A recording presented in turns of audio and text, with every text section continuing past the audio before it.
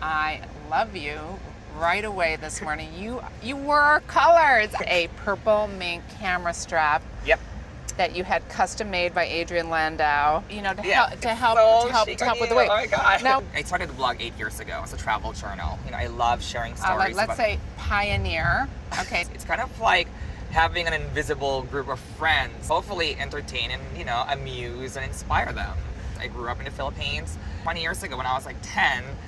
I just everything really existed in this fantasy world. I would read my mom's magazines, fantasize about the people who are in there, fantasize about the clothes, what they're wearing, the stores, everything. It's really like a fantasy world. Yeah. But over time, the world really, the internet really made everything smaller. I got to know people who I really admire creatively. I don't call it a job. It's not accessible and also transparent, pretty much. I mean, I remember, they never posted pictures backstage. They never live streamed. We had to wait 6 months on the waiting list for the Dior, bags back in the day. Yeah. As part of that digital world, I kind of miss the days of, everything used to be so mysterious. And that's part of the whole appeal. That's part of what made me want to get myself into this world. You know? When you're thinking about what you're going to wear in the morning, 5 minutes. Do you even check the weather? No.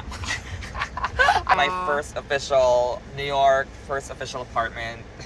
Don't forget to do before and after pictures. There's really no before. It's really an empty space. No, that is before. I'm starting to gain clutter. So comfortable, surrounded by clutter. It's like back in the Philippines, I have a lot of stuff. Wait. That's where ideas are coming from me.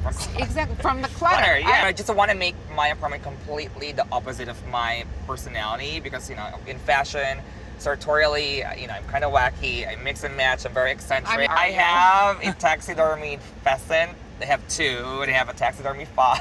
Are they? I'm mixing and matching. I got a brass Bambi deer, and my mom was like, "Oh my God, make sure your living room doesn't look like a zoo." Personally, I always look for something new, or designers who create things that I haven't really seen before. Maybe I've seen 20 years ago or 10 years ago. Just something refreshing. Yeah. I think it's time for another shift.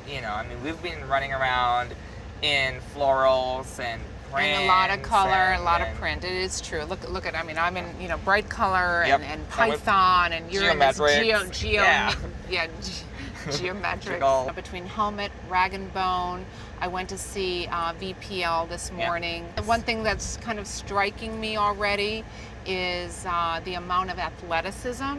True sportswear, almost in the literal sense of the world, is something that is very, very American. Yeah. When you say sportswear, there's a kind of a level of activity almost built into the clothes. So, it's become fashionized. Yes. I'm not saying that in a facetious way. I mean that in a sincere way.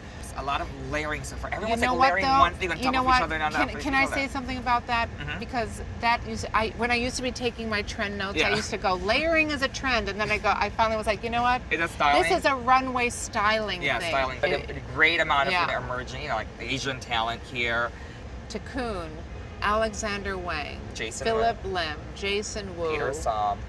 How they, integrate their roots, where they come from, and bring it here. If you could live anywhere, New York. It would be New York. Hands down. Living my dream. I'm able to create my dreams, live my dreams, and really just fulfill them here.